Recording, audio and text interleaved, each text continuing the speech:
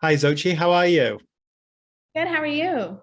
Yeah, great, thank you. And very excited to talk to you today with the film obviously coming out on Blu-ray today. And we've just had Comic-Con. And of course, it was at Yeah. Comic-Con that Kevin Feige announced we're now in the Multiverse Saga. So I was curious, with your character being the only one we know of who can travel through the multiverse, how excited are you for the future at the moment? I saw that and I was like, oh, no. But I mean, I haven't gotten a call or anything. I haven't gotten told what's next for America, but obviously as a fan, I was listening to the things that were rolling out and I was like, oh, there's a possibility America could totally be in that. And so just fingers crossed. And I'm really excited to see what happens because the multiverse is there's unlimited possibilities with that. So that's fun. Yeah, for sure. And of course, we're starting to see mutants pop up in the MCU now. We just have in Miss Marvel. And so I'm curious with obviously this film only just scratches the surface of who America is. So would you maybe be interested in taking her down the route of maybe her being a mutant in the MCU, which is obviously a little bit different? Yeah, I mean, I'm honestly open to anything.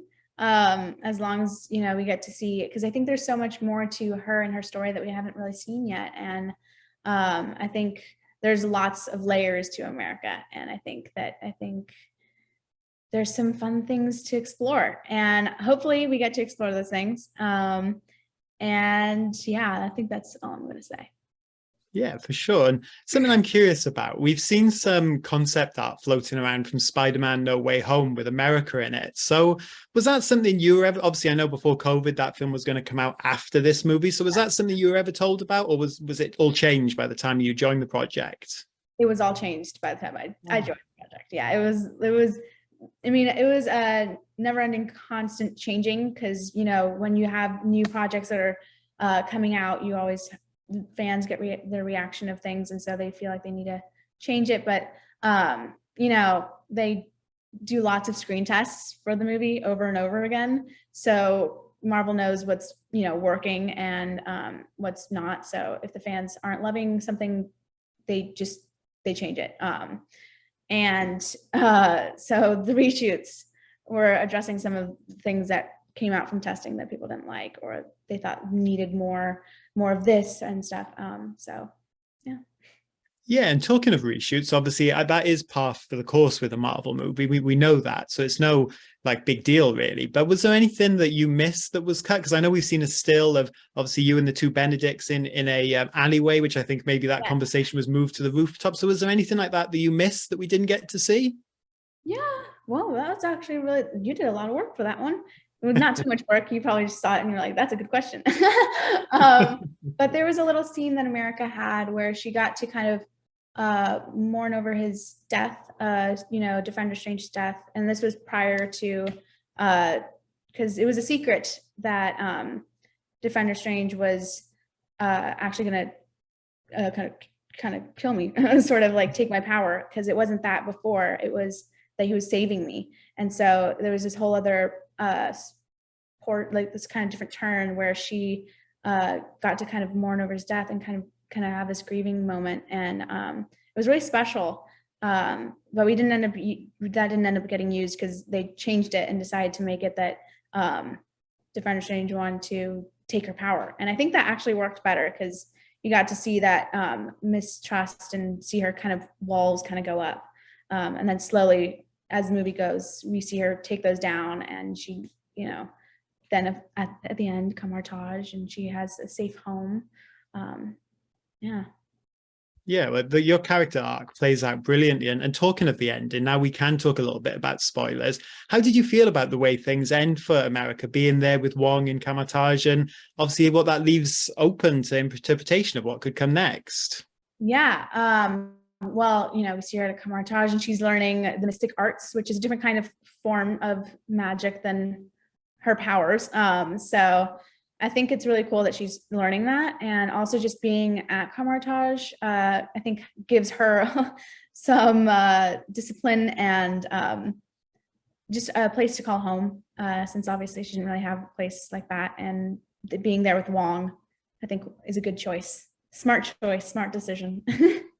Absolutely. And you get such a standout role in that final battle because, of course, we see America come to grips with her powers. She does the iconic fist in the hand pose, and she punches that hole in reality, which is just awesome. So that must have been a lot of fun for you to shoot that. That was really fun, actually. I had a lot of fun. We kind of came up with different kinds of ways of collecting the power and then pushing the power and then all that jazz. And it was really fun. I really enjoyed, kind of playing this, like being a superhero is just a whole other level of, just fun. It's really fun. And also doing kind of like the flying punch thing was so cool. I felt so cool, except for the times where I like kind of stumbled on the ground. I was like, okay, I was like, I didn't land on my feet right. And so I think there was only a few takes that I actually landed on my feet correctly because it was weird length of space. But it's fun. It's lots of fun. Dude, yeah. I definitely recommend just going on wires one day and just like going to some like warehouse or something where they do that and they just like put you on wires, just because I feel like it's a feeling people should have. Like just jumping around in wires, you feel so fun and free. Yeah, well, I can only imagine. And something else I can imagine was quite fun. Obviously, a lot of secrecy going in the film with the Illuminati. So I'm curious, how much of them did you get to see? Obviously, America's kind of sectioned away for a lot of the time, but did you get to see any of those actors on set, or was that all just a surprise to you at the end too? Well, it's funny because I got to meet all the Illuminati actors, and even Sir Patrick Stewart. He gave me some great advice, just about how important it is to pay it forward and make people feel welcome. And I know he certainly did that with me, and he's just such a beautiful soul and so genuine. And it was just so just like, oh my gosh, no way. Sir Patrick Stewart's talking to me and giving me great advice, but also just like talking to me like he really cares about me. And I was like, oh my gosh, I feel so important. Oh, how incredible. And of course, you get to work with so many great actors in this film. And I thought you did a fantastic job holding your own up against them, especially in some quite unique situations. Obviously, you've got Benedict Cumberbatch looking like a zombie at one point. You've got Elizabeth Olsen pretty much covered in blood. So what were those days like on set for you? It must have been quite surreal. Yeah, well, especially days with Benedict being a zombie were pretty crazy. Just because like it didn't even look like him, and it was also playing a zombie is not an easy thing. There's lots of physicality and also kind of the grunting and stuff, and so that threw me off at first. I was like, what is this? But it was really random, but I had to like kind of put my hat on and be like, okay, this is my job. There's a guy kind of going and Benedict Cumberbatch being a zombie, and I have to like cry. But it's difficult acting challenge, but it was fun. And at the end of the day, it was an experience I've never had before. And hopefully, in this Marvel universe and the multiverse, I get to explore other random, crazy, kooky possibilities like that. Yeah, well, looking at that slate of films ahead, there's obviously a lot of potential opportunities for that. And as a comic book fan myself, I know we can be a picky bunch, but everyone has embraced your version of America. And a lot of people would love to obviously see more of the character, maybe in a Disney Plus series or maybe even a solo film. So what's that been like to see that reaction and to know that fans want to see more of your story? Yeah, I mean, it's pretty crazy that not only people love the character, but they want to see more of her. And they haven't told me what's next for my character, but obviously can't ignore the fact that America's powers are, the multiverse, and next chapter of the MCU is called the Multiverse Saga. So I'm just hoping that America Chavez has a role to play in that.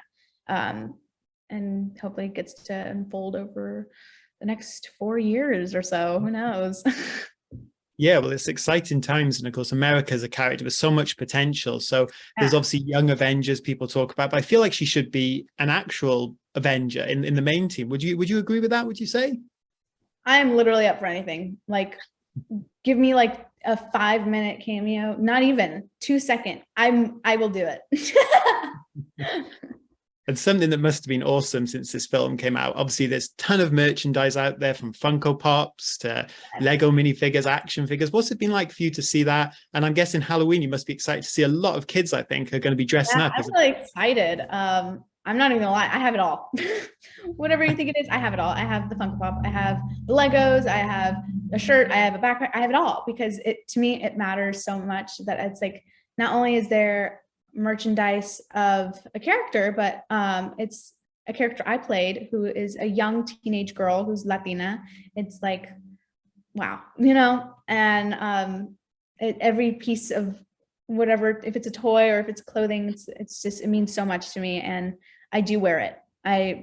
Some people might just leave it in the closet, but I do wear it. I go out and I wear the backpack. Even though it looks like I'm like a little kindergartner, I wear it. Oh, well, I don't blame you. Well, Xochitl, thank you so much for your time. It's great to speak to you, especially you were a standout in the movie, and like a lot of fans, cannot wait to see where you go next. So thank you. Oh, thank you so much. It was lovely talking to you.